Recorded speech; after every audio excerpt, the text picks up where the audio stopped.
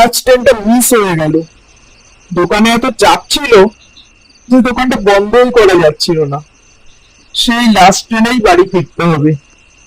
অরুণ তার বাড়ি থেকে মাত্র কয়েকটা স্টেশন দূরে দেবীগড় নামে একটি ছোট্ট শহরের একটি শাড়ির শোরুমে কাজ নিয়েছে।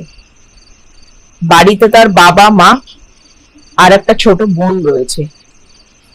বাবার অসুস্থতা আর বোনের পড়াশোনার খরচ চালানোর জন্যই তার এই কাজটা নেওয়া।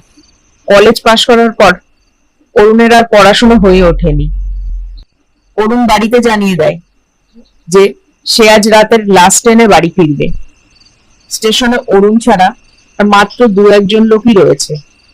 স্টেশনটা প্রায় ফাঁকাই বলা চলে। আর ভালো লাগে না, একটুর জন্য ট্রেনটা মিস হয়ে গেল।